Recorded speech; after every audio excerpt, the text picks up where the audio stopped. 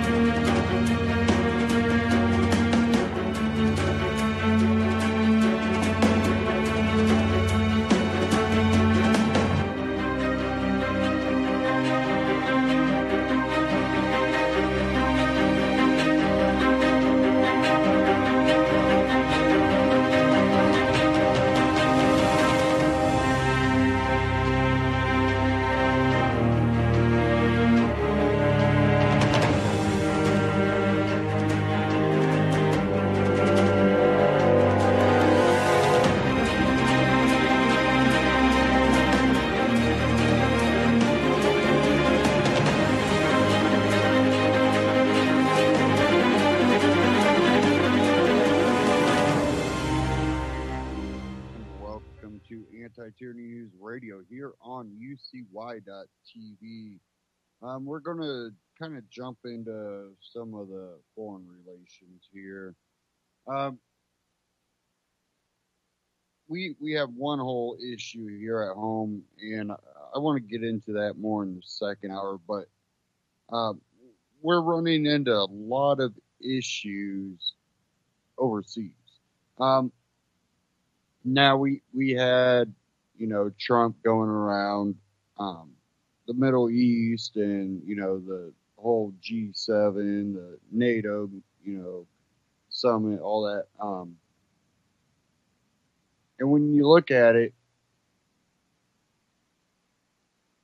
it's pretty interesting. And while he was in Saudi Arabia, he came up with this $110 billion arms deal.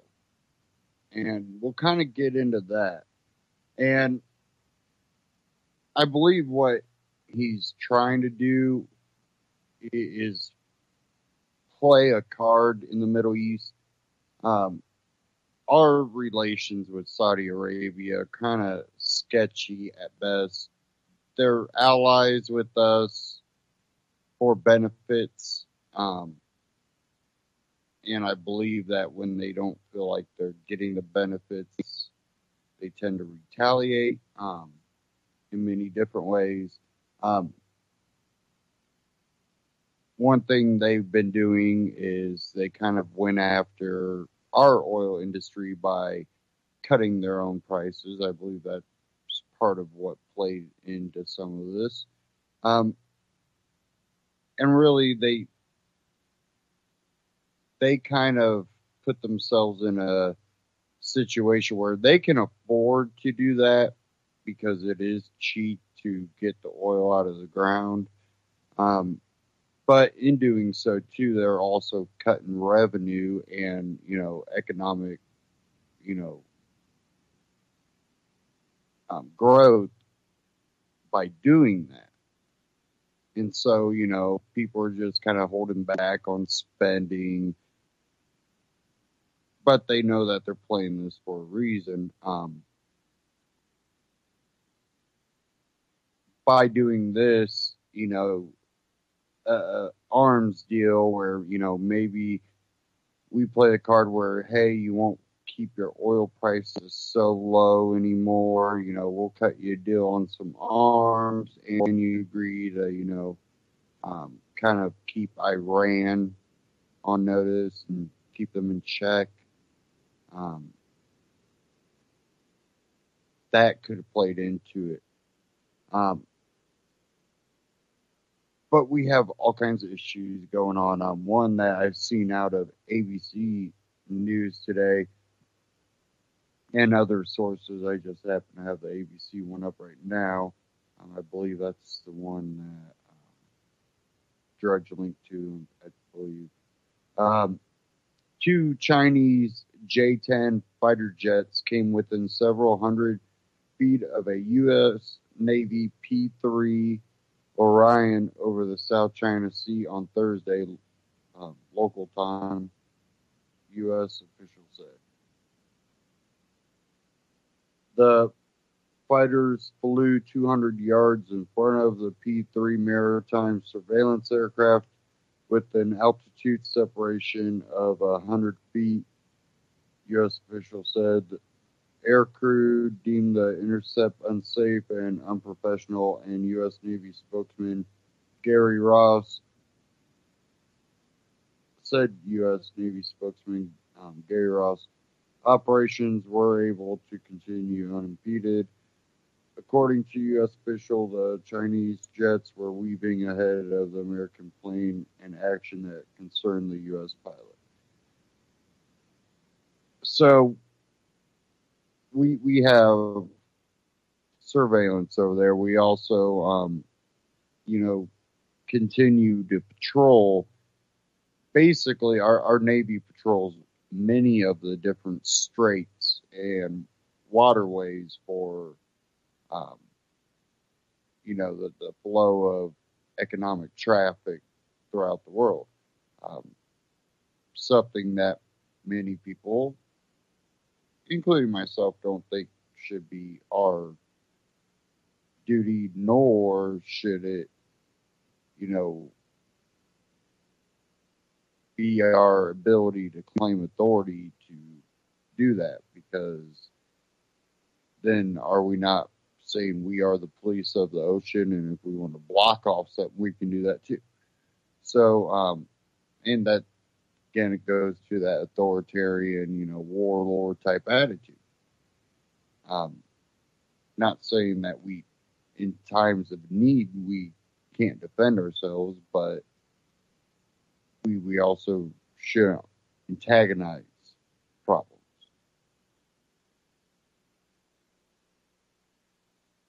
It says the encounter appeared to have occurred the same day that the U.S. Navy destroyer USS Dewey sailed within 12 miles of the Mischief Reef in the South China Sea, conducting a freedom of navigation operation by the artificial island claimed by China. You can read the rest of that at ABC News if you want to, or there's many sources out there right now on this story. We also have all the issues going on with North Korea, dealing with China. Now we also have Russia basically kind of poking, saying, don't antagonize North Korea, basically. So now we basically are getting into another Cold War, maybe, or World War, which I've claimed that we've been kind of in this World War, but it's not been in the typical way that we remember World Wars. A lot of it is being done digitally, propaganda. One thing we've done, or, I can say I've done in a lot of alternative media done and have appeared on, which for good reasons, but we also have to understand there can be another motive to it, and I think we've seen that when this network kind of stopped having so many libertarian leaning people on, and that would be the Russian news here in the U.S. Many people know what I'm talking about. And the thing is yes, they allow a lot of the issues to come to the front that you won't see on mainstream media, but they don't have, a loyalty to the belief in freedom. Their main goal is to create, issues within the country. If that's a, country that we're beefing with or having issues with, they have their own news network that's allowed to operate, which, people have to be smart enough to be able to go, okay, I'm not going to, destroy our own country and make it worse off for everybody here just because they want to make everything look bad. But I will, look into the issues they talk about and come to my own decision. Just like any information you get off the internet, take all of it with a grain of salt and really research what you're reading, and makes it a little bit better too if you want to discuss the issues with people you actually have some knowledge of what's going on.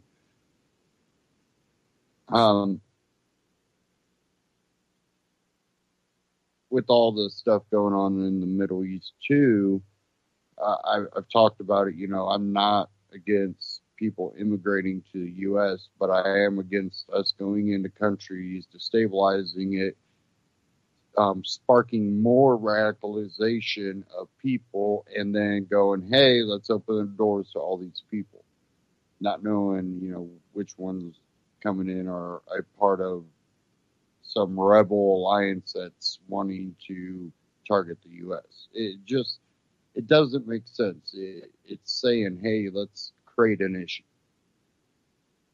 Now, that doesn't mean I don't want, people from whatever country that want a better life to come to America because there's freedom here, which we're believing that's kind of going down the drain. Opportunities kind of iffy. So I'm looking as we have to stop impeding in a lot of these wars, and then to help finance wars, hoping that we arm the right side. We know how that kind of worked in Syria, so in Iraq. So we can, go, maybe that might not be a great idea. I want to play a real short clip, just a minute clip. Rand Paul on Fox Business. So let me cue that. Here we go. Let me play this clip real quick. And this is on Trump's $110 billion weapons deal with Saudi Arabia. To you, explain to me what you didn't like about that deal. My concern is, what will the Saudis do with the weapons? For example, we know from Hillary Clinton's emails that were leaked, through WikiLeaks, we know that she was concerned that the Saudis were giving financial assistance and arms to ISIS and to other radical Islamic groups in Syria and around the world. We know from Bob Graham's investigation of 9/11 that there are many who imply and believe that Saudi Arabia might have had something to do with 9/11. We know that Saudi Arabia is currently involved in a war in a neighboring country in Yemen, in which tens of thousands of civilians are dying, and there's a humanitarian crisis created by this war. So I'm concerned, what will Saudi Arabia do with these weapons? And I think the weapons, in a way, belong to the American public, because American tax dollars go to developing these weapons for our defense. So this isn't like trying to convince someone to buy apples from the United States or to buy tobacco from the United States. This is something that is intimately involved with our national security. We shouldn't sell weapons to countries who I think may well do more harm than good with those weapons. But what if they use those weapons to go after ISIS? Well, what if we know historically from the leaked emails from Hillary Clinton that they were using the weapons and giving them to ISIS? So I don't know that they're to be trusted. They have supported al-Nusra. They have supported al-Qaeda elements. They have supported ISIS in the Syrian civil war. Their concern is to promote their radical form of Islam, Wahhabism. And that is really a virus that is sort of spread throughout the world. It teaches hatred of America and intolerance. And I just don't think that's something that's in our best interest to support them. Earlier this morning, Senator Speaker Paul Ryan said that he did not agree with President Trump that James Comey was a nut job. What about you? My concern with Comey was that I think he politicized the investigation into the Clinton Okay, I just wanted to play that part of the clip. Now, think about this too. They have this connection to 9/11. So, one of the things that a lot of these young adults and teenagers have no idea about is the pre 9/11 America. A lot of these people, younger adults and teens and stuff, if they were alive, they were too young to really remember it as a young adult and, becoming an adult. And the way society was.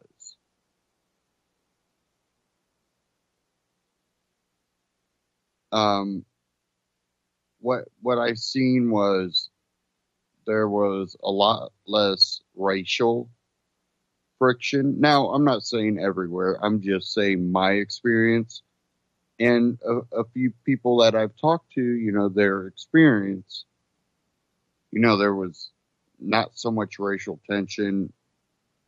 We grew up, whatever race, all together, never really looked at each other in any type of, racist way. There might have been the one or two racists, but they were kind of the outsiders. And that came from multiple, races there. And it was one of those deals that, we, as growing up as teenagers and even before that, there tend to be more freedom, more relaxation, more ability to explore ideas, become inventive. There was that optimistic view of the future, and it's almost seemed to flip flop. And I've had to take a break from the whole news cycle, and really just get some relaxation time because it's really amazing how much just tension, friction, and just all kinds of bad ideas out there, and they're taken seriously. And by now, I think intervening in every ordeal overseas, that should be a card that's way overplayed by now. Our involvement in the Middle East is starting to become the same cycle of history that we continue to see in the Middle East. Now, we are heavily involved over and over, over and over. And it's not like we're making anything better.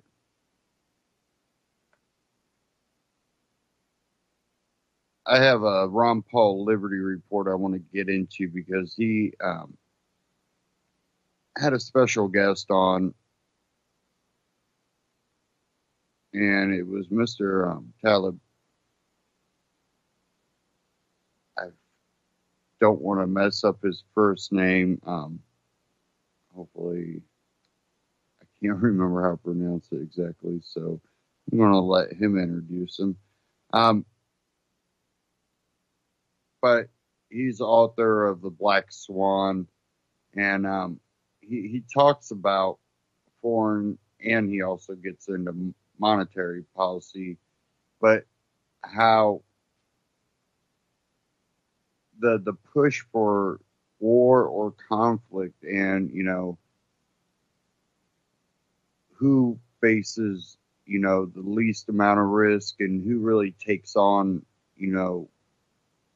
a lot of the issues and the harm on all sides. Really, there's people that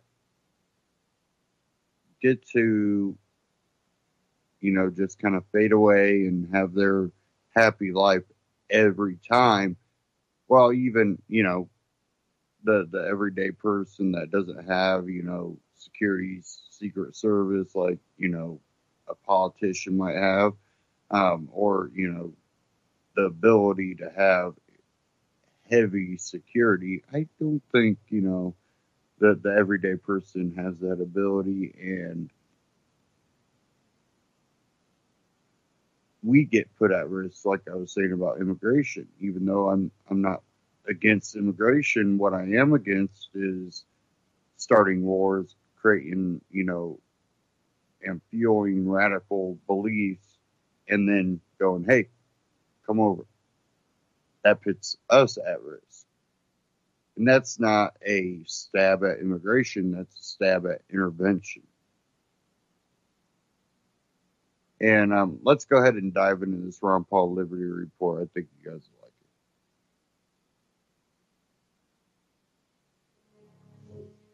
it.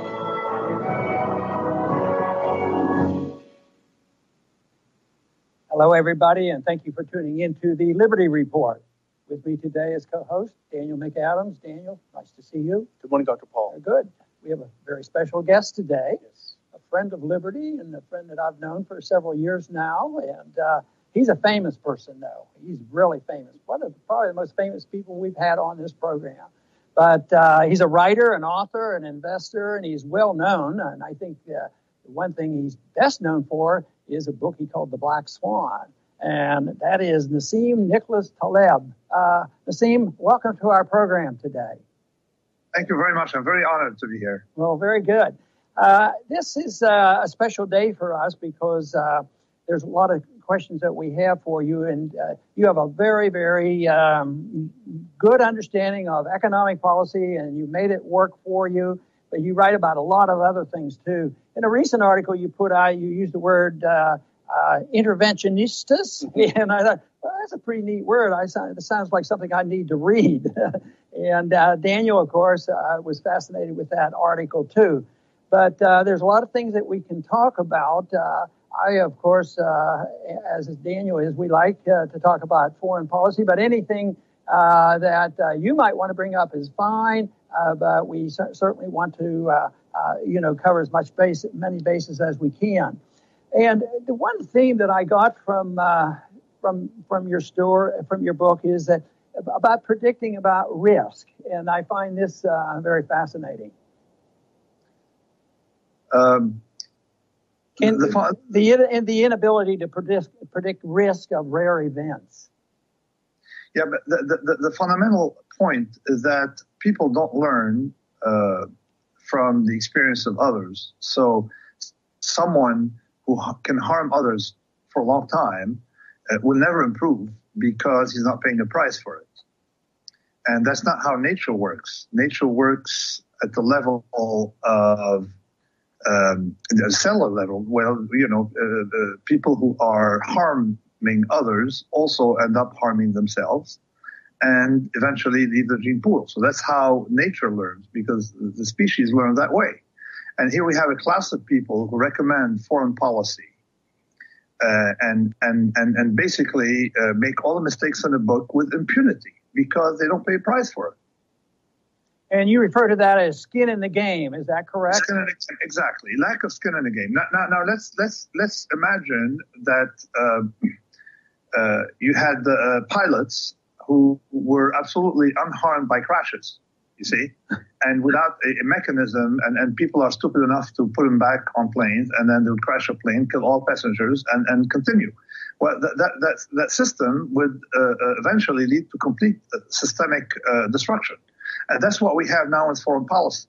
Foreign policy is largely determined by a minority of people in Washington who have a mental defect, the complete mental defect. And they don't learn from the experiences of others. They don't learn from anything. So, for example, people who are recommending an interventionist foreign policy in Iraq recommended, again, the same thing, to install democracy, so-called democracy, and then we'll see what that means, in Libya. And, of course, they recommended subsequently the same thing in Syria. Now, people typically, I've been a trader most of my life, people learn from their mistakes. If you blow up, you're out of the gene pool. And you end up with people who end up learning.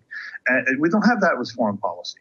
And you bring the same people back. So we don't have the mechanism. And that's the result usually of a very centralized system that ends up being dominated by what we call the elites. And these elites eventually destroy the system. And they've done it once in Egypt, pharaonic Egypt, when it was a centralized nation state. And they've done it once in China. And they're going to try to do it again in America today. So it probably would be safe to say that the neocons probably need a little skin in the game. Maybe they would change their attitude. And also it sort of fits my thought is that maybe this sort of explains why old people who don't fight wars are generally the ones who push us into war, and young kids who have to do with all the fighting. Unfortunately, too often those individuals don't do the fighting. And then, of course, one thing that was always annoying to me was to run into the chicken hawks, we called them. Yes, they were gung-ho over all this war, but they never dared put their own skin in the game, at an earlier age. And sometimes they'd get, and I don't fault them for trying to avoid the war, but I fault them for being willing to support the war. But when their numbers came up, they found ways to avoid the danger that they had to face. See, I don't think at any time in history have we had as many people transferring risk to others. At no point in history. I don't know, if you read the history of the Roman Empire, you realize that most emperors, less than a third of the emperors died in their bed, and had life expectancy been longer, even fewer would have. So the emperors, many of them died in battle, and many of them were first in line in battle. Like Julian was first in line when he died, when he was killed by a Persian spear on the frontier on that, and so we never had that before. What we have today, so many people who sitting in the New York Times, a Washington office, or sitting I don't know where, can dictate foreign policy at zero risk. Well, and of course an air-conditioned office and the comforts of life. But we never had that before. Two things that we need to figure out: that even in nature, you have a predator-prey game that has to include some kind of reciprocity. It's never complete aggression. But with these people, we don't have these breaks. Daniel. Yeah, and it's interesting. It's not even do they operate with zero risks, and I'm thinking specifically here of those who populate the think tanks along the Beltway. As a matter of fact, when they do mess up, when things do blow up, they actually find themselves advancing. There's more money from the defense contractors to fix the mistakes. We're talking about yet another surge into Iraq and Afghanistan after the last several were such disasters. So they actually even benefit from their mistakes. But I found it was a little bit frustrating because I think you made the most compelling case against interventionism. We try to make the case here on the show so much, but you almost sort of boil it down into epistemological terms. The inability, the incapacity to acquire enough knowledge to solve problems where you have no skin in the game. You're not part of the process. You have no understanding of the cultures that you're operating in the arrogance of the people in the State Department who will come up with another idea or the next idea or another one. I think it's just so compelling, this whole idea of information, the inability to have information.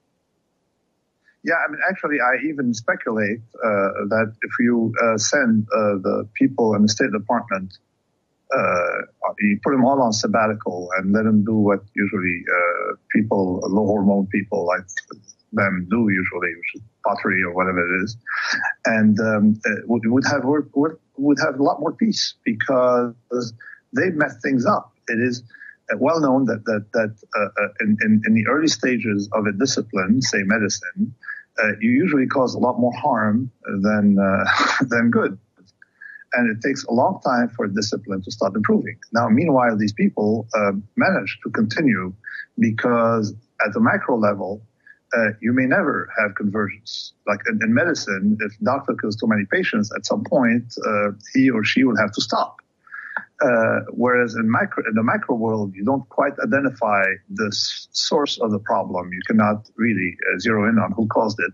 So things can continue for a long time. This is very dangerous. This is why this is the best argument against interventionism, by saying that two things. Number one, that those who decide in favor of interventionism usually are never harmed by that. And the second point, that in a complex system where you don't see cause and effect very well, you have to minimize things that can cause chaos and not maximize. And these people don't get the point.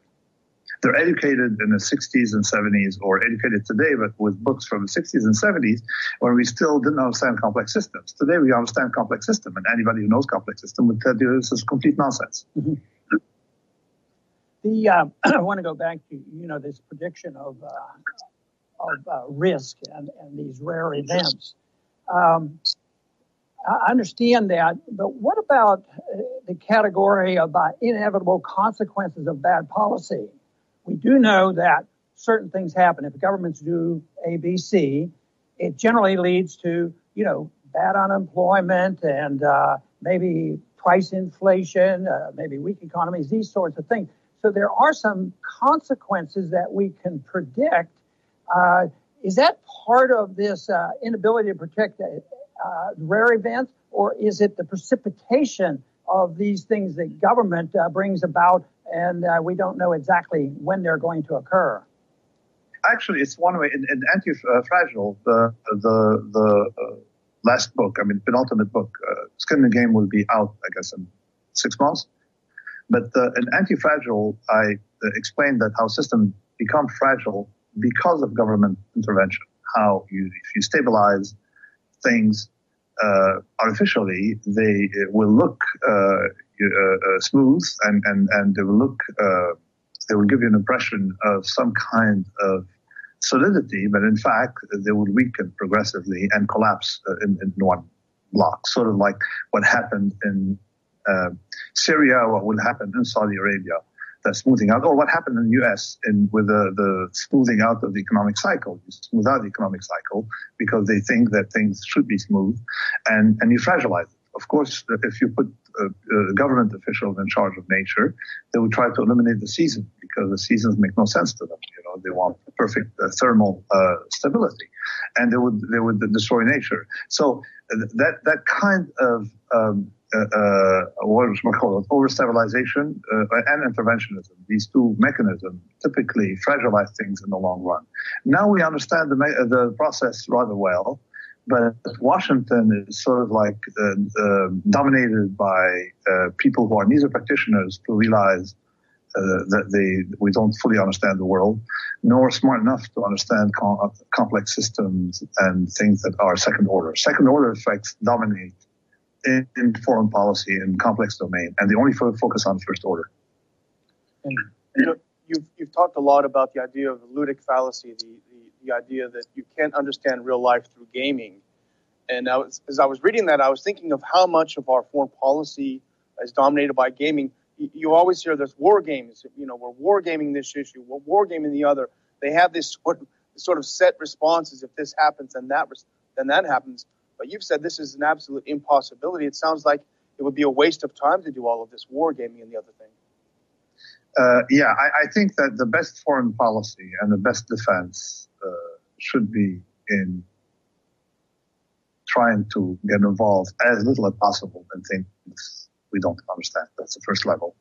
And the second one is, of course, to build strong defense. And with and include in your defense approach, that not just something that is physical, like military or building a physical thing, but other stuff. Cybersecurity is important. Actually, more important today than physical threats. Cyber threats are more important than physical threats, given that our system is very fragile to these kind of things because of interconnectedness, and also worry about biological warfare, which is vastly more dangerous than nuclear warfare. So I think that a good defense policy would be the best one. first defense policy is to not intervene. That's the first one. Yeah. Don't mess with other people's affairs if you don't understand them, because you have consequences. Like, I mean, I don't know if you remember, but the story of the Iranians, they're still upset because the UK and the US intervened to try to change the regime, and they still remember it. And all they expect is some kind of explanation of what happened then, and admission that it was a mistake. But we continue doing things like that. We continue trying to intervene like as we did in other places. So it's not like we just started with Iraq. You know, if you look at the history, you realize that we're actually weakening ourselves by intervening in places. You create enemies, you lose markets.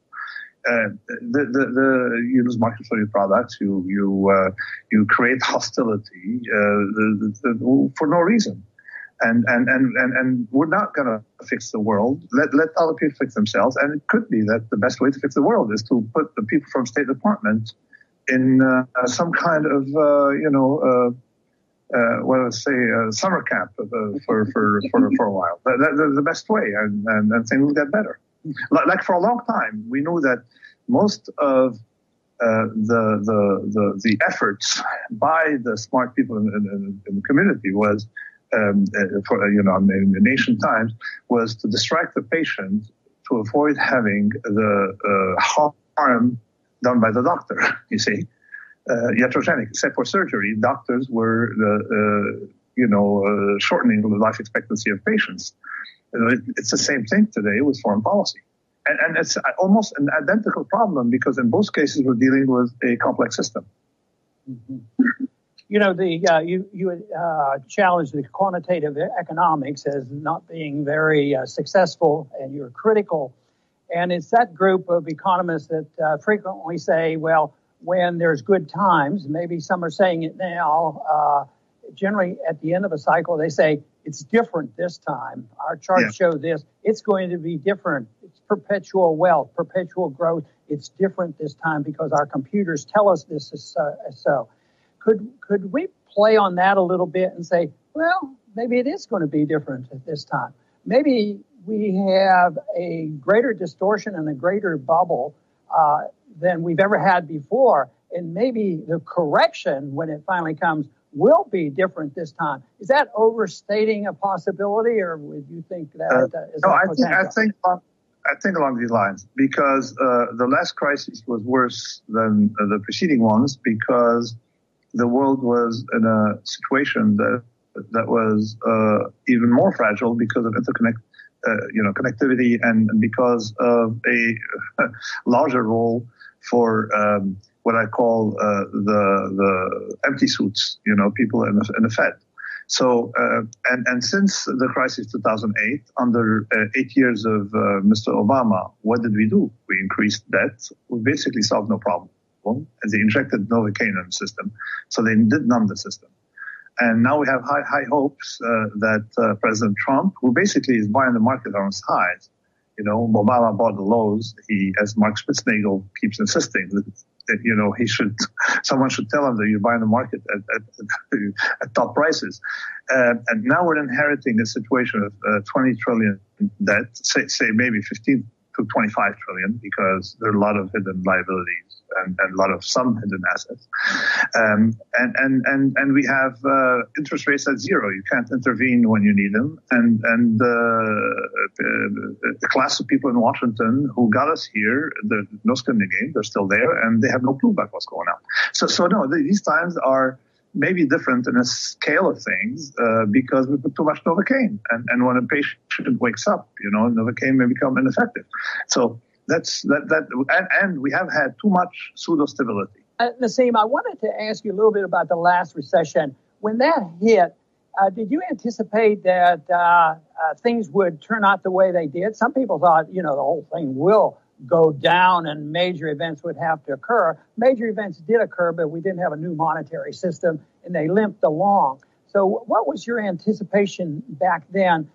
Did you think that it would work out about the way it happened? Well, I was expecting the system to fix itself by having more bankruptcies, which basically destroys debt and transforms it into equity. What happened instead is a shifting of the cost of the mistakes, namely, increase in debt, and the insolvency of banks, shifting that burden from the private sector to the public sector. That I did not expect. Nor did I expect, for example, that in 2010, the bankers would pay themselves the largest bonus ever in history, thanks to Mr. Geithner's intervention. So this I did not expect. So I told myself, they're putting a lot of Novocaine or they're putting a lot of painkillers, and you can make a cancer patient look a lot healthier, and while at the same time let the tumor increase. And this is what happened. So will the system correct itself? Maybe some structural change on the part of President Trump will give a boost to the economy, to the world, that would cancel out previous mistakes. I don't know. This is rather unknown territory, but on balance, I'm rather pessimistic. Daniel. Yeah, in one of your more recent articles, you made a point that I think would cause a lot of alarm in Washington among the experts. You said that had these interventions for the last 70 years in the Middle East, particularly in the case of Palestine and Israel, had they not taken place, had outside players not become so involved, they would have found a way, in some way, to work out the issues. We've been involved for a long time, and I think that would terrify people to hear that. Now, let's look at the situation. 1947, if the Palestinians didn't get, if you let people decide, fight or bargain, do things, they would have ended up, the Palestinians would have ended up settling with the Israelis. 1947. Of course, 1948, we had another chance, and it did not happen. And 1967, of course, and every time the Palestinian, got the worst offer. So it's sort of a situation where like missing an opportunity to miss an opportunity. Now, why is that so? Because in an organic system, people end up working out differences because you don't want to jeopardize your children's lives by playing geopolitics because of grand principles. Like Saudi Arabia initially, and then other Arabs were prompting Palestinians to resist. These guys are sitting in very comfortable homes, and the Palestinians were in refugee camps. So it's very nice to let someone else suffer for your own principles. But people in general end up engaging in commerce. And I have some familiarity with the area. There's always been multi-ethnic, multicultural, and particularly the cities, the Mediterranean seaboard, whether Smyrna, Thessaloniki, Beirut, Alexandria, Sidon, Haifa. You look at these cities, they had Armenians, Jews, Christians, Orthodox Christians. They had all these people, and they got along. Now you wonder, why did they get along? Because they traded. Because people there was no state to come and determine how they should conduct their affairs, what principles they should follow. People decided with their own preferences, and they traded. And trade is the best peacemaker. Now, what you end up having now is that people playing geopolitics, and I saw it during many wars when people play geopolitics, but the people on the ground don't really care about geopolitics. They don't care if the Iranians win or if the other side wins. They just want to have bread, good vacation, beer in the fridge, or if they're not, or non-alcoholic beverages, a good life, not live in tents or live under the shelling. So this is what I think, and I wrote a piece on it that was welcomed by both Israelis and Palestinians. They all said, "Yeah, it's right. You know what? If they leave us the rest to their own devices, people, we probably would have settled, or would settle now." Just that's this idea of having Tony Blair and all these people try to build a career for themselves, and of course eventually make some money on the side from claiming to be a broker. It doesn't work. You need skin in the game. Let people skin in the game decide on both sides. I want to go back to the economy and the bubble that we're in and the correction that's going to come. eventually. When it comes, give me an idea when you see that or how it's going to evolve. And will that be a time when the whole system of the Federal Reserve be challenged and that there will be forced into some monetary reform? Or are we going to limp along for another couple decades with patching up this system? And if that happened, where we got to the point where the dollar was rejected and we had to do something, would it be the end of our financial world if we ended up with either no Federal Reserve or a Federal Reserve that couldn't monetize debt? I think that okay, if you were going to want to write a story of incompetence, you'd write that of Federal Reserve. For the last 30 years, especially on the Greenspan, who claims to be libertarian. I mean, I don't know which books you've read. Definitely not the ones on my shelves. But so Greenspan, after the crash of 1987, discovered that you can stabilize the markets immediately by lowering rates brutally, and that's what he learned to do. That was by like 300 basis points instantly, and seemed to make the system do well. And I doubt that's the reason. I think that the crash was just market experience crashes, and he continued using that hammer. You see on everything he saw. So eventually, people started thinking that the Federal Reserve was the savior, the panacea, everything. Well, there's no panacea, and it did effectively create distortions. And asset price inflation, that is, the asset price inflation didn't start under Obama. It started under George Bush, or actually it was there before. Lowering rates in such a manner leads to, of course, distortions. People can't buy a house. So if we didn't have a Federal Reserve, we would have been a lot better off. You see, the price of money is, just like any good, would have been negotiated between people, and would have had its own cycles. But that's life, cycles, and people adapt to cycles, and they learn how to deal with things, and they learn how to trade. And now we've had these people, and then they ended up with their monetary policy under Obama, and we saw it here and in the UK that had the effect of. And you look at that at some point, the price of real estate in New York, the median price was monstrously down and the average price was monstrously up. What does it mean? It means that a few apartments went from 2 million to 10 million and the rest was drifting lower, okay, for the lower middle class. So what they created is when you lower interest rates, people jump on assets, any asset that that has a little bit of yield, interest them, and then start paying up for these. And that's and that's not something they saw. They didn't realize that it increases inequality. They didn't realize that low interest rates, and we have no evidence that 1% interest rate or 0% interest rate is much better than 4% interest rate. We have no evidence. We have no idea how that works. They use, and whenever they use quantitative methods, they use statistical techniques that are neither robust nor particularly rigorous. So I don't know on what grounds they're lowering rates. They did lower rates. On what grounds they're acting that way. So without a Federal Reserve, can we do okay? I'm sure that currencies, just like other things, can be spontaneously created between people, and we eventually may have some kind of organic order coming with electronic currencies, Bitcoin or some other coin or some other thing that would replace government. You see, you cannot have incompetence, serial incompetence for a long time without some kind of pushback. We have had an incompetence on the part of that, what we call the elite. And then, of course, interventionistas are just part of that larger elite of people who have no contact with anything. Because of lexicon, again, no contact with reality. And somehow we end up with rejects who can't be in business, so running our affairs. And these metastatic, bureaucracies start going in weird directions. You can see in the IMF, the World Bank, all that stuff. Mm-hmm. And Brussels, of course. And now we have a pushback against them.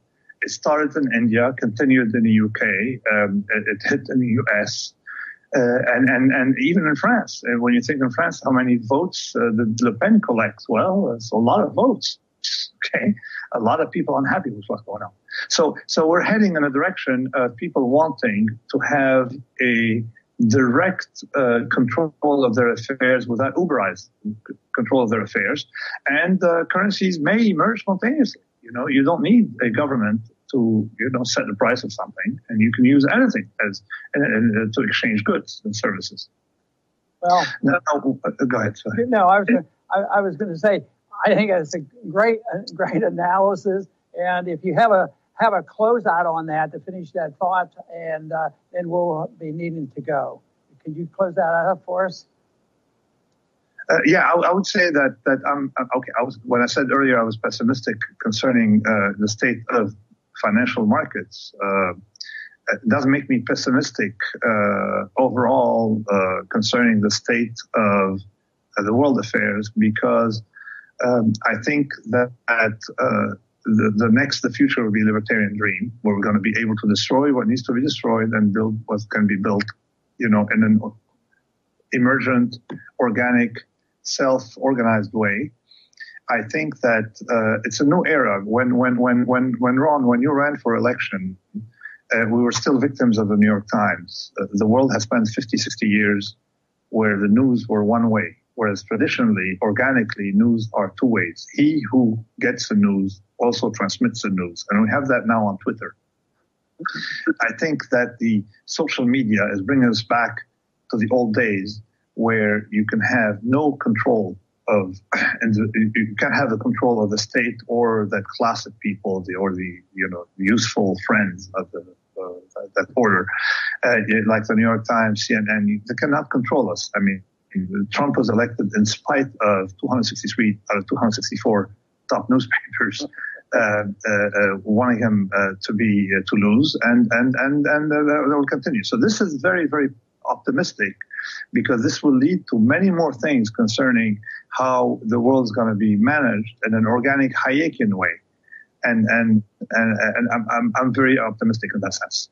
Well, that's a wonderful way to finish our little program here on a positive note, and I want to thank you, Nassim, for being with us today. This has been very interesting. I hope we can do it again someday. Thank you very much. I'm so honored to be here. Thanks. Okay. And I want to thank our viewers today for tuning in to this very important interview with Nassim Taleb. And please come back to the Liberty Report soon. Ron Paul Liberty Report, RonPaulLibertyReport.com, and Ron Paul Liberty Report on YouTube. Check them out, subscribe. Now, to kind of start off with the whole interventionistas, we have the same people continually rotating through, government and the military industrial complex that want to continue on the same, I need to be, the great commander in some sort of way of something that will go down in the history. I really believe there's a group of people that do that. And they might not even realize it, but again, he kind of talked about it. I think that, he kind of points out a few things that, these people are kind of, that's how they are brought up to, believe like the hoorah type, just always go for it. And, it's not in dissing the military. I believe there's a lot of people that join the military because they want to protect freedom. They believe they're fighting for freedom. I think that they're being manipulated and used, and I think it's unfortunate. And I think they don't see it as much until they come back and they have to struggle and deal with the VA, and now you're not out there in the field, or you're not moving your way up the ranks. Sorry, we'll get to you. And most people, veterans that I've seen, they've had nothing but issues with the VA, and anything like even getting checks, or a lot of them have had issues. So you do though get the people that they're working their way up because that is how they are raised to believe. You know, you work your way up, you get to this. You know, you lead an army. What if there's no war going on? Well, nowadays, are we not always at war? We don't declare wars. We intervene. We change the wording, and now we can act like it's not what it is. So these are, you know, the issues we're facing, and then, you know, we have to deal with, oh, you know, we got immigrants fleeing, and we're just going to start letting them in.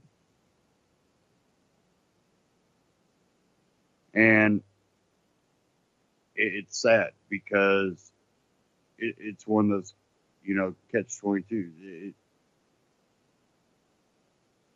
You feel bad. You feel like maybe it's unmoral to let them in, but then you also realize that by doing this without any way to verify, you know, are these people a part of the, you know, terrorist organizations? No, well, we'll just go ahead and let them in and monitor millions of refugees.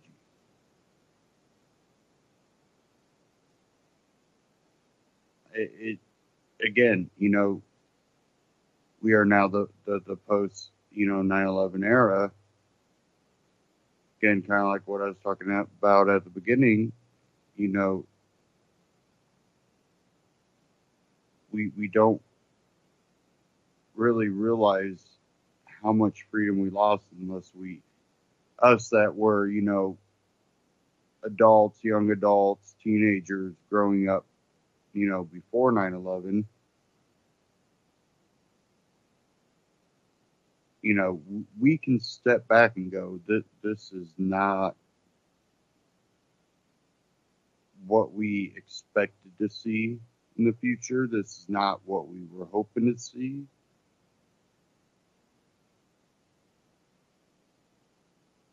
We've gotten to a point where you can't speak freely without being, you know, attacked. People, you know, literally have, you know, their jobs lost, and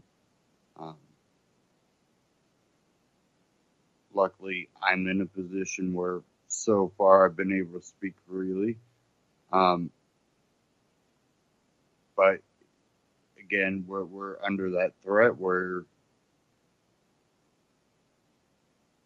we even see at Fox News, it seems they've, you know, been targeted by the left. Anybody that has a powerful voice at Fox News, they're going after each top person, and they're working their way down.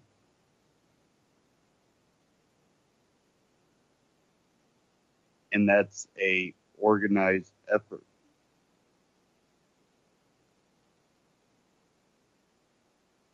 And that's really the only mainstream conservative channel that's out there. And now any mainstream will be strictly left-leaning. Do you think any Republican has a chance? Do you think that might even be what played into Trump being the Republican nominee, the Republican, you know, president?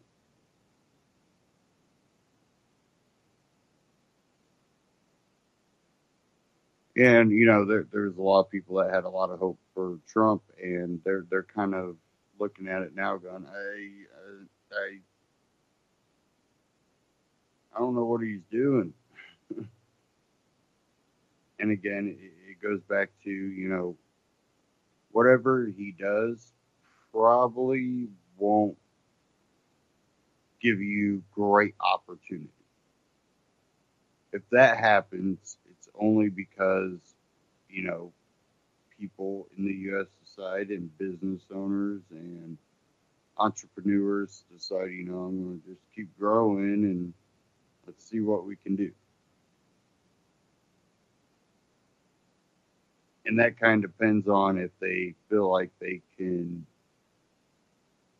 innovate and expand without all of a sudden just being attacked. Now, in this day of age, if the government's not in your way, the social justice warriors are. I seen an article about a taco stand or something like that being shut down basically because, well, owners weren't Hispanic or Latino or, Central America, they were white. So that's where political correctness is going in some places.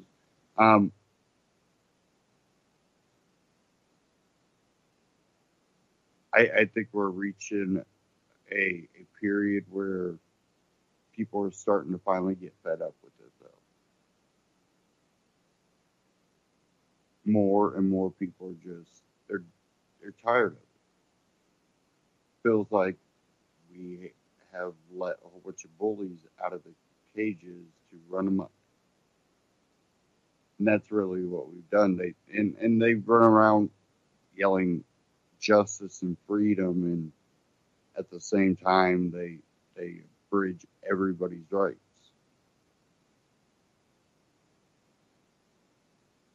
Because they feel offended. And half of them, they're just taught to take everything extremely emotional. I mean, you see what some of these people break down and snap and just flip out and go crazy over. And you have to wonder. And, I had a very young military person tell me that that in certain boot camps they have it where if the drill sergeant is offending or being hurtful towards a recruit, that the recruit can hold up a card of some sort. And I'm listening to this, and I'm like, what? And he's like, oh yeah, and then they're not supposed to mess with you. And I'm shaking my head. I'm like, what? That's really gonna help them for when someone's shooting at them. Hold up your card. Maybe they'll stop shooting at you. And that's how far this, political correctness and don't offend anybody has gotten.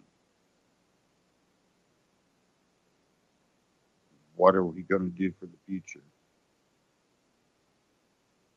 Now, at the end of that Ron Paul Liberty Report, he was talking about the economy, monetary policy. And one thing that was brought up is the bubbles. And I also had read an article from Foundation for Economic Education. And this one is titled, Any of These Three Bubbles Could Be About to Burst. And let me get this fully pulled up here.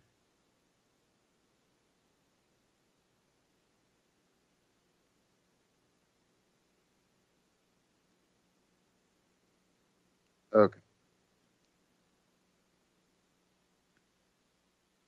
It said, moral hazard, easy money, cheap credit have never been or have never produced good results. History is littered with examples of financial disaster brought about by monetary manipulation. originating in central banks and then spreading to other parts of the system. One would think that the 2007-08 credit crisis, whose effects have not quite weathered away, would teach politicians, central bankers, corporations, and consumers something about the causes of credit crunches and meltdowns.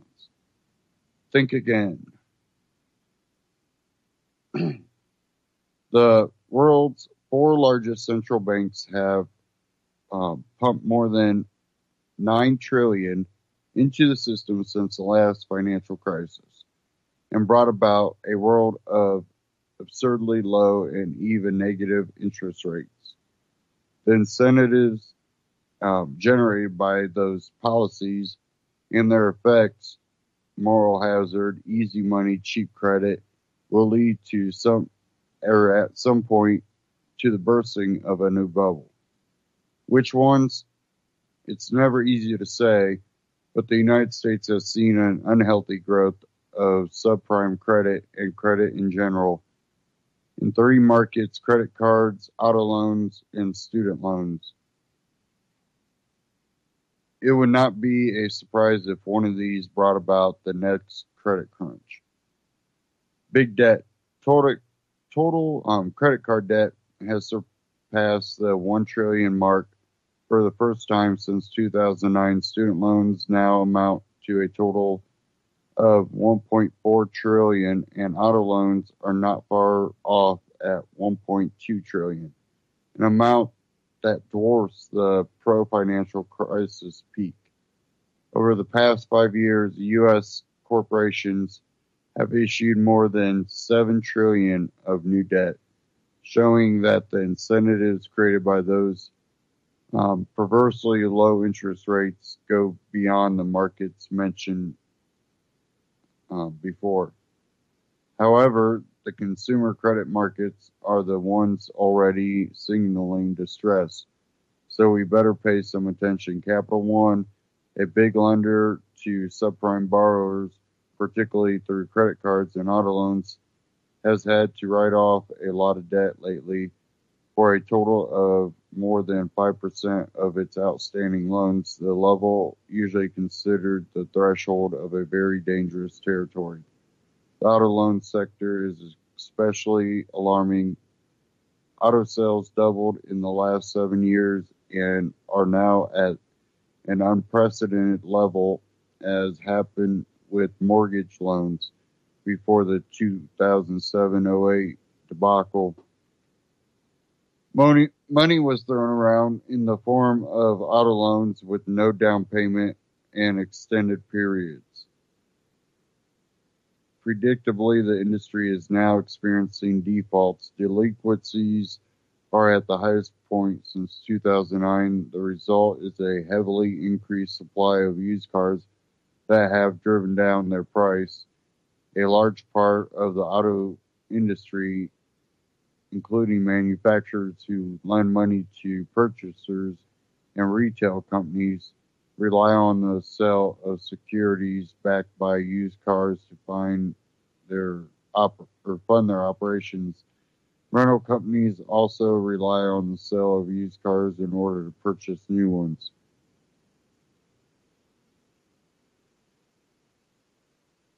Deja vu. These symptoms point to risks not dissimilar in nature to what was happening before the housing-related financial meltdown.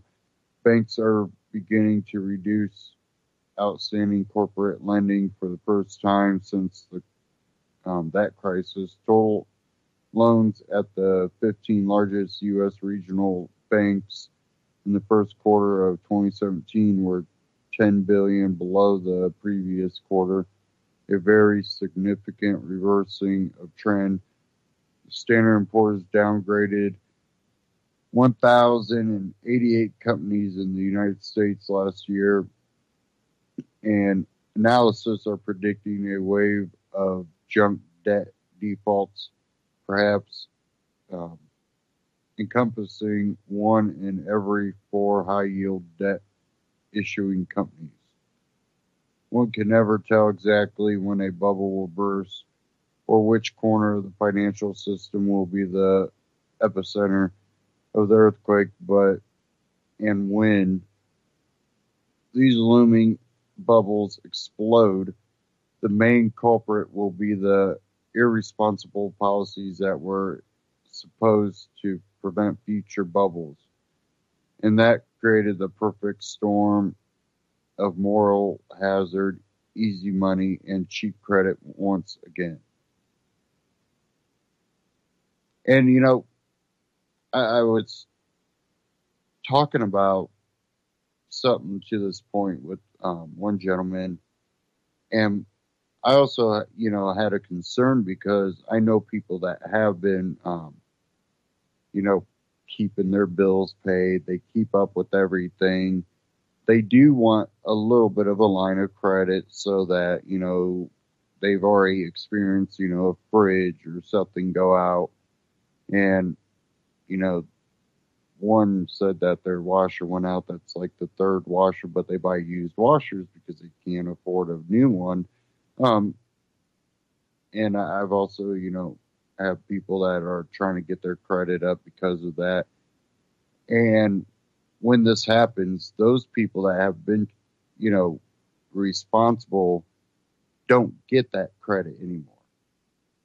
How the credit system, works here, it's very, the more credit cards you have that you just put a little money on all of them and keep the minimum payment, paid. And the more you have, the better your credit score go, kind of backwards. Where people that might have a lot of assets, but always pay cash for all their assets, and well, their credit sucks because of it. They've not used enough credit to have a credit score. They can't, just go out and get a loan. I've seen people that were responsible have to get, pay for a secure credit card just to get their credit up so they can get a loan. And that's pretty backwards from people I know that have multiple credit cards, and they'll run them up halfway and they'll keep it there until they get money somehow to pay one or two of them off. Then they'll slowly run those ones back up. Then next time they get enough money, they'll pay a couple other ones off. And that allows them to get more credit cards. So they can actually hold extreme amounts of debt, even though they can never pay it all. And that puts them in a bad situation. Definitely if the economy takes a tumble. But that's what happened in 2008, and we're basically doing it all over again. And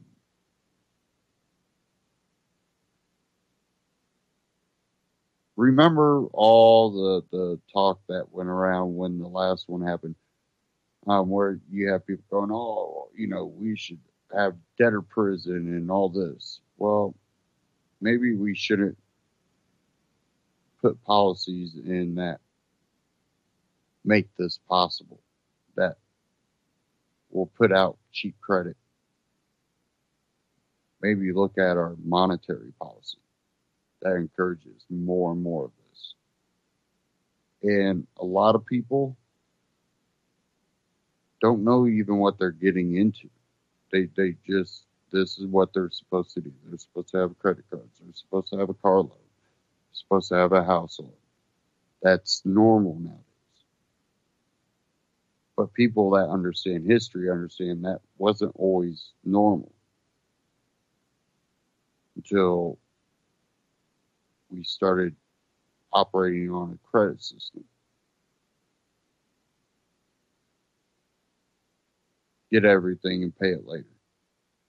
When at one point, you were supposed to save up your money and buy these things. people could save up and buy a brand new car. You want to know how bad inflation is? Most people couldn't pay cash for a new car.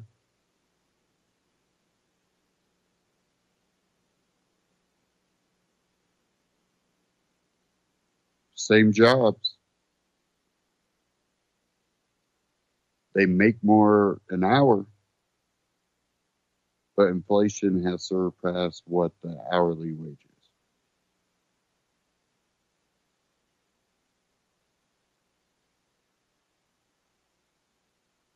Because credit has been so easy that even companies, they're running on credit, giving people credit. Why don't they just pay more? Either way, that company's still running on credit. Guess what? They pay you how much money you all decide to, strike. It's for them, it's not a good business decision.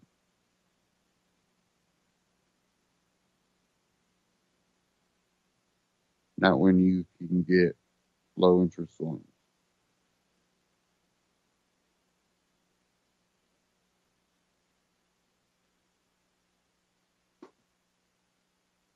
Okay.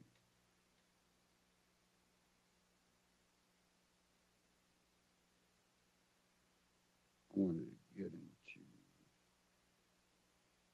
something real. Get to it quick enough.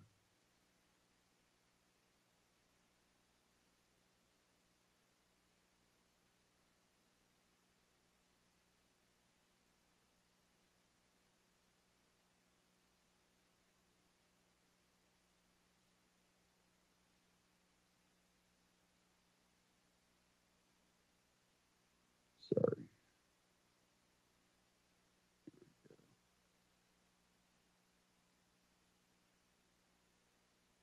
I didn't have all this queued up yet.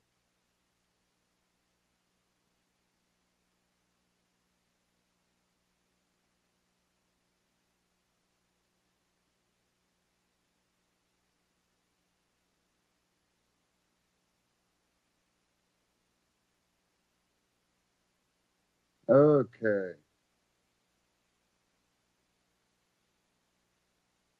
I want to get into Bitcoin a little bit because we were talking about monetary policy. And again, I've had people tell me, Bitcoin has, they've been telling me this for a couple of years now, Bitcoin hit its top and, it's really not going to go farther beyond that. It's not probably going to reach that level for a long time again. And at the same time, I watched it go up and up. I have one here from We Are Change. Bitcoin at 2,000, but what to look for now. And I think that price is a little inflated, but I don't think it's too inflated. I do think, maybe 18, 17 would be more of a correct price for it. But because it's gained traction, that's what's inflated it. People get very enthusiastic about it. But again, it's going to probably go quite a bit beyond that. Definitely if markets start to shake again. And when I say markets, I'm talking about the actual, the trading,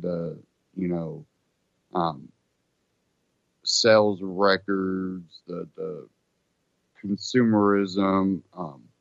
That's going to shape a lot of it because what our economy is based on is consumerism producing. Our market's what we do produce here still, and if it expands, I think that it slowly goes up from here, very slow. If even though consumerism might continue, but our production goes down or stalls, it can go up fast. But let me go ahead and get into this here. We are change.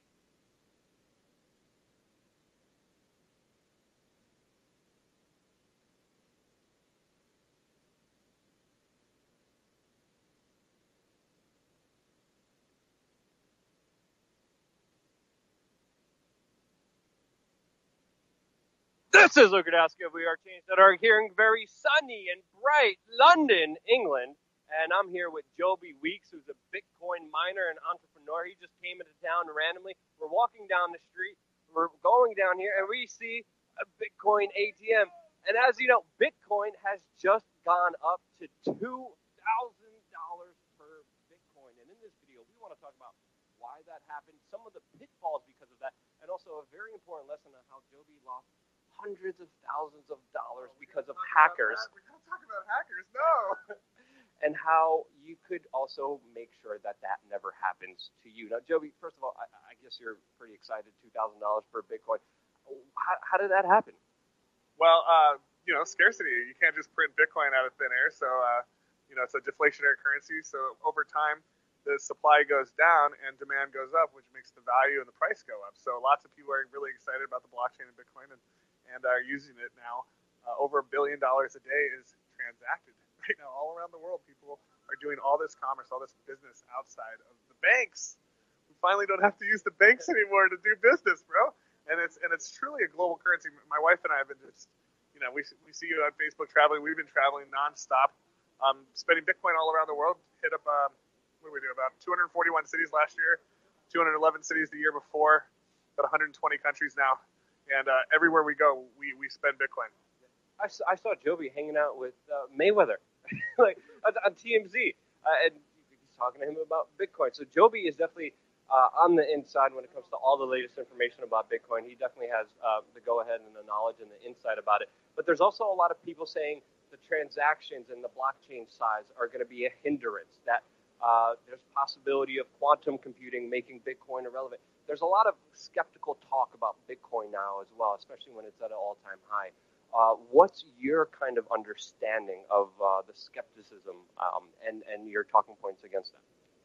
Well, truth comes in three phases. First, people, laugh at you and they don't believe you, and then it's violently opposed, and then it becomes self-evident. So, we're still kind of at the laughing stage right now. People don't believe it. It's only a $25 billion market cap. That's nothing.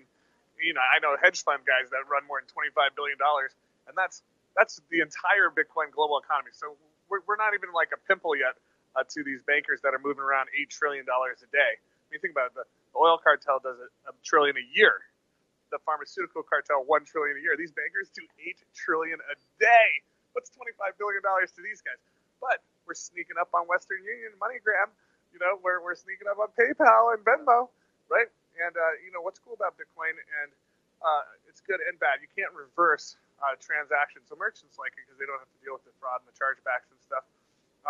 What a big problem though is by enabling you to not have a chargeback, all the transactions are bundled into a block and loaded to the blockchain. And so when that block is loaded, it can only hold 1 megabyte of transactions, about 2,200, maybe 2,300 transactions every 10 minutes.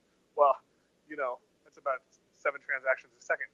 Imagine if there's millions and millions of people using Bitcoin all the time, those transactions get backlogged. And so the fees are going up for the miners. I'm a Bitcoin miner, so in a way it's good because we make way more money the higher the fees go, but at the same time it slows the network down, and some people it's kind of forcing them with like the micropayments to move into other cryptos like Ethereum or Dash or Zcash or Monero, etc., which we're also mining those as well because, hey, we want to MySpace never expected Facebook to knock them right off the podium, and I think the people that are running Bitcoin need to come together at consensus this weekend in New York City. It's a big event. We need to get some consensus. Half the team wants to go to SegWit. Half the team wants to do Bitcoin Unlimited.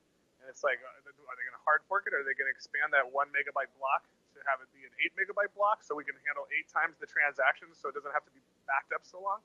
Who knows? We're We just want a solution to happen, someone to fix this, and so that we don't have to split Bitcoin. But something's got to give. I've had a couple transactions I've sent that used to only take a split second to move, and now it takes a day or two, depending if I don't want to pay a huge miner fee. The transaction is backed up. So yeah, that's kind of the big issue here in Bitcoin. That's why Bitcoin is only $2,000 a Bitcoin, which is the highest it's ever been, but it should be 3,000 right now, and it's not because we're kind of at a stalemate here between the SegWit versus Bitcoin Unlimited factions. Whenever the news breaks about what actually happens with Bitcoin, we're going to be reporting on it. And it's also very interesting to see other alternative coins also skyrocket in this kind of boom of Bitcoin. I've seen Steemit, which is a social media platform that we're on, just skyrocket up as well. All these altcoins are going up. But there's also a very important lesson and a lot of security issues that people need to be aware of, but they're not. And you definitely experienced one of these issues with the hack. And I think it'll be valuable for the people out there listening and watching to kind of hear your story and how to prevent being hacked and having your Bitcoin stolen, because your story is really just unbelievable what happened to you. That was a bummer, man. I didn't get hacked. It was the telcos. Those are the guys that are the weakest link. AT&T, Sprint, T-Mobile. Those guys are the ones that are culpable. And when you're a Bitcoin disciple, an evangelist, like me, I talk about Bitcoin like 75 times a day or something. I've been very outspoken about it. And we run a mine. I'm part of a club called Bit Club, which is now like one of the top 10 biggest Bitcoin mines in the world. And we've mined $80 million in Bitcoin. We're paying out members in over 80 countries around the world. And, long and the short, you become a honeypot, and the hackers are like, we see you're making about $100,000, $200,000 a day. So they target you to try to hack you. Well, if they can't hack you, they'll go to the telco, and they'll go to T-Mobile. And so what basically happened to me is one day my phone stopped working. And I called T-Mobile, like, what's up with my phone number? And they're like, oh, your phone number's been forwarded. Forwarded? Well, bring it back. Unforwarded. Bring it back to my phone. They're like, oh, sorry, you didn't call and do this? I'm like, no, I guess I'm being hacked or something. Or you guys are being hacked. You're the ones that... Because when you set up your Gmail account, you have to use a phone number or PayPal or your bank account or whatever.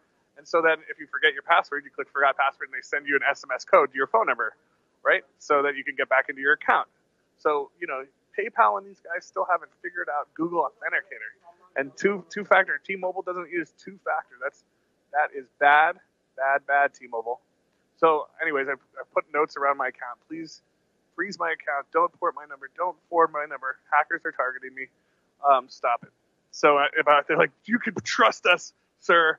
You got our word that we're going to protect your account. I'm like, you sure you're going to protect my account? Yes. Okay. So I got my phone number back. About 3 or 4 days later, my phone's not working again. Call up T-Mobile. Hey, man, so can you read the notes around my account? And before asking them anything, so they read the notes. They're like, yes, it says do not forward, do not port. You're being hacked. You're being targeted. Freeze the account. And I'm like, yeah, okay, cool. Thank you for reading the notes around my account. So what happened to my phone number? My phone's not working again. They're like, we ported your number yesterday. I'm like, you guys. So what happens is, they port the number. The hacker gets the number. You forgot password on your Facebook. Boom. Now you're into Facebook, into Gmail, into my AOL. And next thing I know, I'm locked out of all my accounts. I go to my Bittrex, which is a trading platform for various cryptos, and I had some money on there. I had 125 Bitcoin stolen from me out of there. About 1,000 or 2 of Ethereum and a bunch of Ripple and Monero and stuff. So they cleaned out my entire Bittrex account, which another lesson is never have your phone number associated to any of your Gmails, Facebooks, or anything. In fact, don't even use your number. If you really want to get technical, get a Google Voice number and forward that to your real cell phone number, and then just give out your Google Voice number, because those numbers can't be forwarded and ported. Don't use Authy. Authy, you have to have a phone number tied to it. And so, the telco gets hacked, then they can hack into your two-factor authenticators through Authy. So only use Google Authenticator. And another thing is put your private keys on like hard drive wallets like Trezor or Ledger, because then even if they steal your phone number, they still can't get to your Bitcoin. So little things you want to know that because these dinosaur corporations are so slow in taking action, which is why this class action lawsuit that we're bringing against them is going to pay out so well, because we've told them time and time again not to do it, and they keep not doing it. or they keep doing it, and then everybody gets hacked. I mean, Forbes magazine just did a whole article. If you talk about how hackers are stealing people's phone numbers and stealing their Bitcoins, etc. So anyways, that's kind of the update. It was a painful lesson, but if you guys can protect yourselves from being hacked, then it was worth it. If there ever was a person who didn't deserve this, especially in the Bitcoin community, it was Joby Weeks. Me and Joby have been friends for a very, very long time. Ever since back in the days of We Are Change Colorado, when Joby was doing incredible work on the ground, confronting Henry Kissinger. He helped even pass marijuana legalization. His information will be in the description below. And I think as an independent news organization, we're going to get into the Bitcoin space a lot more, especially since the YouTube adpocalypse and most of our revenue is now cut.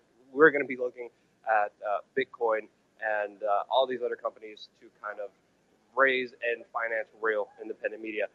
Joby, thank you so much for just the incredible, important information. I'm going to leave you with the last words here because I know Joby always has so many damn things to say. It's always fun to be around you. Yes, so if you don't have Bitcoin, get some. Even if it's $1, $10, $100, just get some. I always like to use this example. Here, hold this for a second. This is my favorite example. Okay, so in 2010, I got these 2 credit cards. They both say Visa. There's one Visa number, and there's the other Visa number. You see their Visa cards? They can be spent anywhere Visa's accepted. Oops, Visa. Well, I only have $400 in 2010, let's say. So I put $200 on this Visa card and $200 on that Visa card. Okay? Now, this one's backed by Bitcoin. This one is backed by Bitcoin, but they spend at the same locations. Okay? 4 years later, right? This Visa card still only has $200 on it. This one has $40,000 on it now. And now, what is it? 2017? $200 worth of Bitcoin in 2010 is now worth about $500,000. They both spend the same places. Why on earth would you continue to use this Visa card backed by dollars, which never gains in value? In fact, the government prints all this money, making all of our money worth less and less and less. Inflation is theft. Inflation's a tax, right? So instead of spending on this Visa card with a fiat currency that loses value, put your money on this Visa card backed by Bitcoin, where it gains value.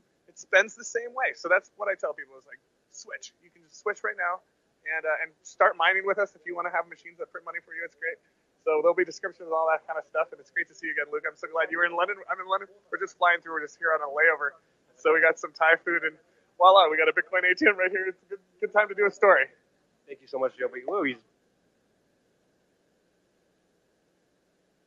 Okay, We Are Change. That again was Joby Weeks, Bitcoin miner, someone that's been in alternative media for a while and in the Bitcoin movement for a while. Many of you might know who he is. And like I said, never put all your eggs in one basket, but like you said, put a couple of dollars into Bitcoin. You don't have to go buy a full Bitcoin at $2,000. You can purchase, Bitcoin in increments and, put $5-10 in it and see what happens.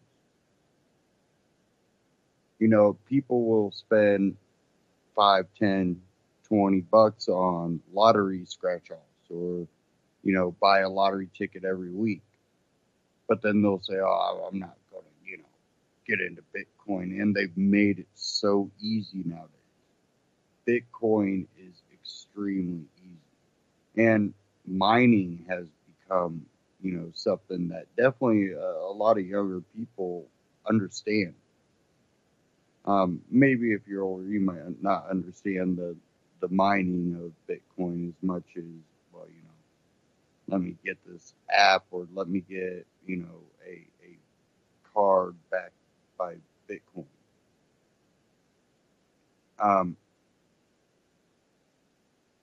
It's something that it's definitely a hedge, and potentially it can profit, which of lately it has. Even before it hit this mark, when it hit its other top marks and stuff, there was people that bought it at low prices, and we're able to purchase homes. We're able to purchase, some of them sold Bitcoin, some of them just, was able to find someone that would accept payment in Bitcoin. And they cars, homes, pay off debt.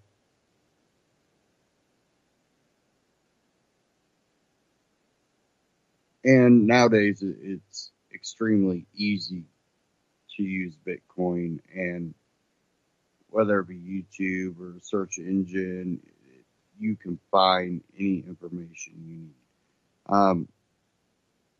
We Are Changed does cover Bitcoin quite a bit of lately.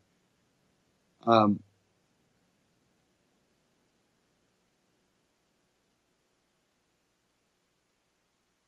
to remember Joby's information, but I can't remember it. I can't find it here.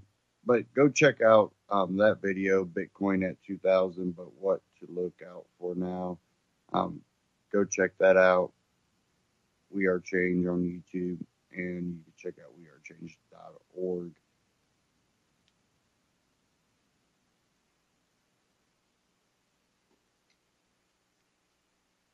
Give me a second here. I was pulling a couple things up here.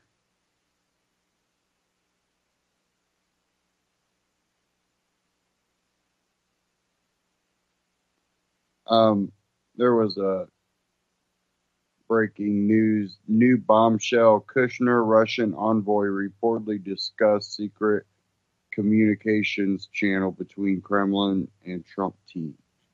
That was out of Fox News.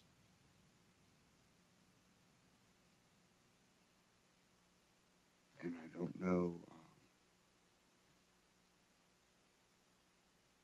Let me try to pull up a couple sources here, see what is actually going on right now.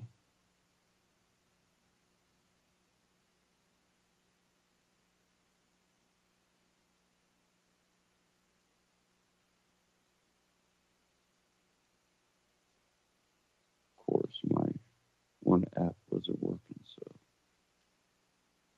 we'll just pull it up on the screen here.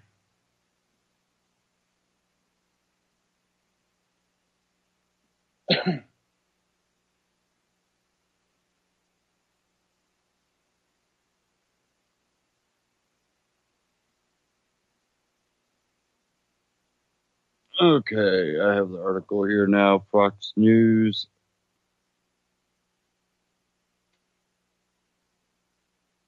And of course, it's still developing. Jared Kushner, President Donald Trump's son-in-law, and one of the senior advisors in the Trump campaign, or administration, was seeking a private communications channel with the Kremlin, according to a new report in the Washington Post. Kushner and Russian Ambassador Sergei Kislyak spoke of the possibility of coordinating a secret and secure communications channel between the Trump transition team and the Kremlin, the paper said. Kushner suggested the use of Russian diplomatic facilities as a way to shield their pre-inauguration discussions from monitoring U.S. officials briefed on intelligence reports, told the Post. And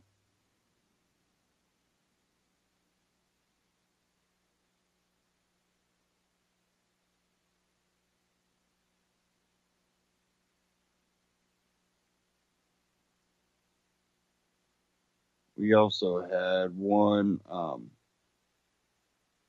the Trump sons that were talked to by the FBI, saying that outside sources, maybe Russia, I can't remember, I can't find the article here.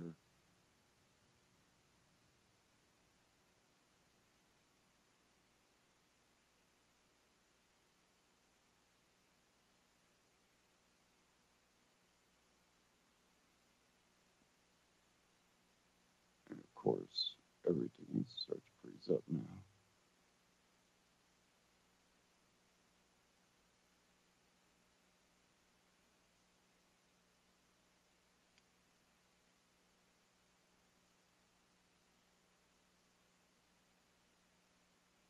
But I can't find the article. But so now we continue to have all this Russian collusion reports. According to that, they got evidence of it. Again, we're hearing reports that there's evidence, but you think with this much evidence, they would already be bringing charges or something. Well, they've been hyping this for so long. Whether there's any information or evidence, they have been pulling it the whole time. What have they been pulling the whole time? Is Trump impeachable? They've been testing the waters and testing the waters, pushing more, allegations and probing more people until they find something. Whether they know for sure that there was something, they just didn't know who, or they had a assumption and they're going to try to find a connection. It's another thing. Whether this is true or not, I truly believe that they are pushing for a impeachment. It seems like Hillary and Obama are actively working to undermine anything this president does. You have Obama traveling abroad. You have Hillary, making these speeches at these commencements. And it's all pushing towards, we never liked him. No one really wanted him president. Let's overthrow him. And you have Trump supporters, I think, kind of naively just go, no, whatever, stop, get off his tail, whatever. And then you have people like, probably you and me. I know many of my listeners probably kind of look at it like we're screwed either way. What do we get with impeachment? We get Pence. Pence will probably be more establishment, neocon Republican.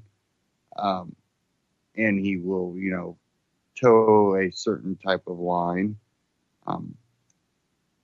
He's just that type of polished type politician, which they like. He would be more progressive, even though as governor he wasn't as progressive, but he's establishment. He understands what he needs to do in Indiana to, win the governorship, but he also understands what he needs to do at national level for the Republican establishment, progressive movement. And I think they're also trying to delegitimize the whole election process that took place and make it look like complete fraud and maybe overturn it, which would be a precedent that would definitely make future elections extremely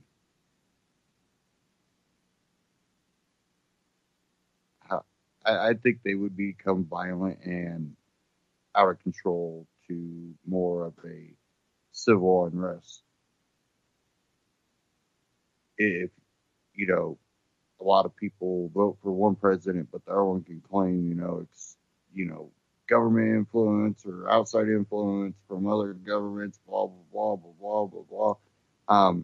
And really, even without the evidence, start pursuing, and then people start getting upset.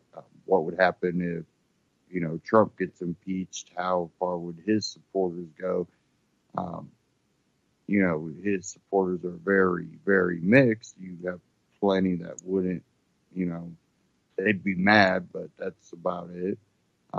You have others that could be crazy, my president got overthrown. And, if you want to look at it, it's a sham at the beginning. And I don't think our people that are truly in power are going to let any elected official change the system right now, because I think they're trying to bring it down, and now it's becoming a battle of who will bring it down and what will come out of it. Now, I've said this before, years ago, because I've seen it just by what was going on with Obama and how far they were willing to push the envelope. And then to see, this election cycle, I really realize how far they're willing to push the envelope. And I believe too many people grew up on TV. And when I mean grew up on TV, I mean that was their one and only source of real entertainment in their lives. A lot of people from young ages were brought up on TV. And look at TV now. It's okay to watch TV. I don't bash, being able to watch TV. But I think you would really need to limit yourself, your kids, because when you start living in your shows, you have to know, you get emotional, you start living in a fallacy, and your reality and fallacy start mixing, and you expect things to be the way you see it on TV. And you have people that have issues that actually turns into, I think I can fly. And that's not trying to mock on those people or bash those people. I'm just saying that everybody has some sort of, if they become so emotionally involved in TV itself, and you might be hearing a lot of thunder, storm rolling in. Hopefully they don't cut me off right before the end of the broadcast. But people that become so emotionally involved, and then people that may have a mental issue or, a impairment, could take that even farther than what the everyday person does. But in some sort, that when they're that involved into TV and what they see there, they can be mocking it in reality. And I think that's the generation we have now really running everything, is a lot of people that they grew up on what they've seen on TV. Everything has to be what they seen, what they grew up on TV.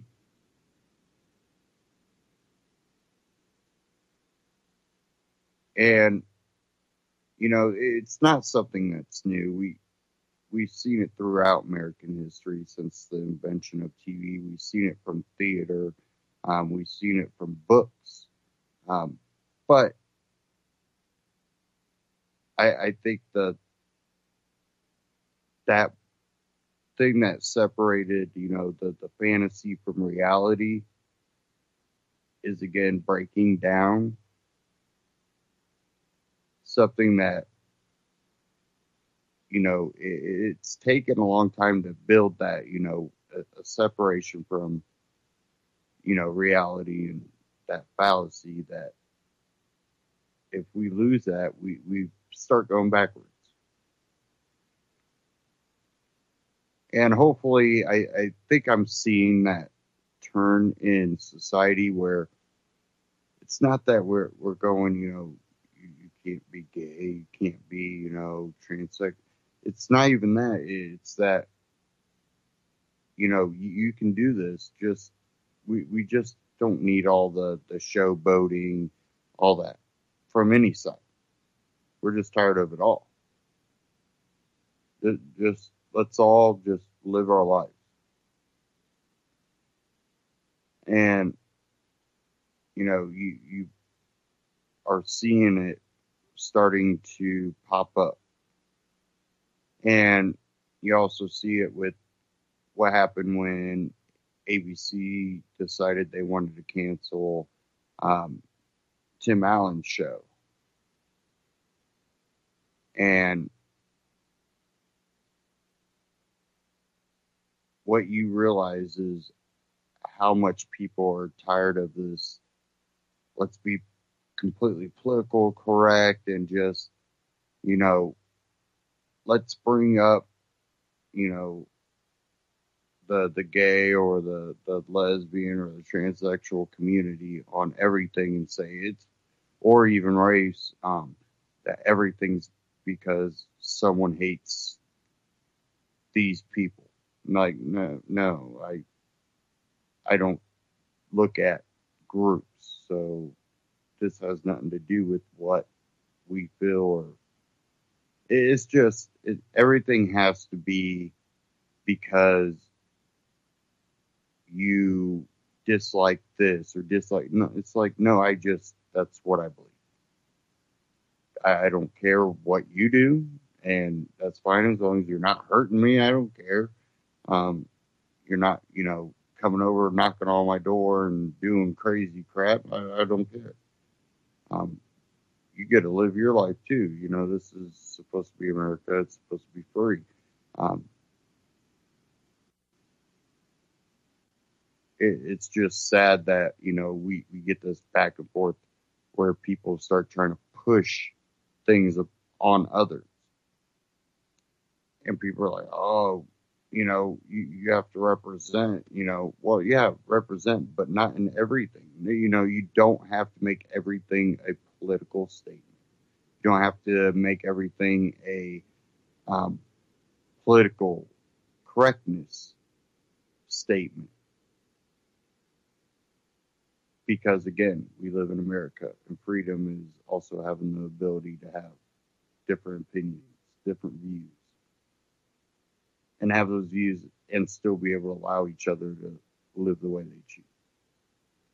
That means you have to grow up and be able to take criticism or take, a different opinion or different point of view without having to react on it, because you have a emotional reaction to it. What you do is you try to prove wrong. Oh, I don't like them because they make my part of town bad. We've heard that argument for racism, for, the gay community. But in reality, that's not the case. It's a way that a culture reacts. And we have many cultures here in America. And we have unique cultures here in America. And to embrace that, we can't try to force those. We have to allow them to exist. And if we choose to, if I want to go to Chinatown to check out Chinatown because I'm interested in, the, Asian and Chinese culture and, what foods they eat, that's one thing. If I choose, I don't like Chinese food. I have no need to go there. Well, then that's a choice I make. It's not a bad choice or a wrong choice. It's just a choice. But we have to stop feeling that we need to be offended by everything. Because by doing that, you're making things personal that aren't meant to be personal. And it doesn't coerce a better relationship between differing people. And I think that's what we need to start working towards. And I just seen the lights flicker. That storm's rolling in. We've been getting a little bit of sprinkle, but I'm just wondering if that lightning's getting ready to come. you know, we have so many issues to deal with, and a lot of it comes down to, do we all need to really become so emotionally involved in a lot of these things, where the emotional involvement is what is creating the friction? It wasn't a issue before between people. It's the fact that now people think the other side shouldn't have these beliefs or opinions or lifestyles.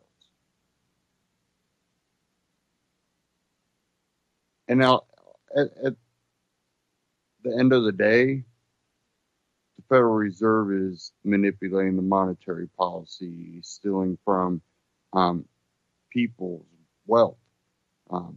You have governments starting conflicts and wars. And we continue to interfight. And this goes for both parties, you know, whether it be Trump, Hillary, any of it. We're not looking for actual. That's pretty good thunder there. We're not actually looking for a fix if we're willing to pick between these, even Bernie Sanders. Because what's caused a lot of these issues? More and more government control. You want government to solve all the problems. A lot of these problems that you want government to solve were put there by government. And sometimes, you know, someone can't get something right multiple times. You realize they just can't do the job. That's not what they're built for. Government is not built to run an economy. Government is not built to, you know, take care of people, make sure that they got bread on the table. That's our responsibility. But the more you ask government to get involved in things, the more you end up having to rely on the government to supply things for you. Be like, oh, this is a problem.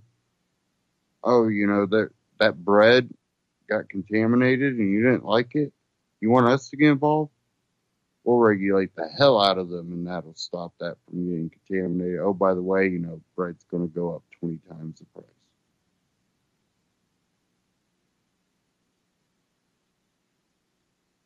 If you're afraid of the bread being contaminated, guess what? Start making your own bread. Or find a different supplier. That's how businesses, you know, thrive and fail. Someone that's contaminating the bread, guess what? I don't think they're going to be in business long.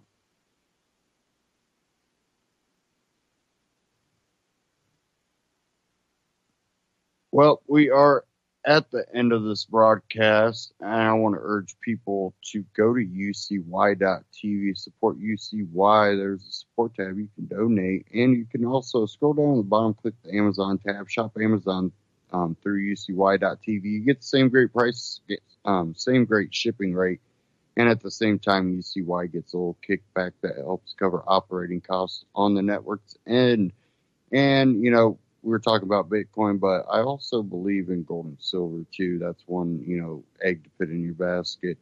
And my choice is Amagi Metals. If you go to antityrannynews.com/metal, that'll take you to Amagi Metals. And again, same great prices, same great shipping rate. And they got a great selection of different coins. If you want to pay a little bit more, get more freedom-oriented metals, you know, that's a choice that you got through them. And they also accept Bitcoin payment. Check them out. Take care. Have a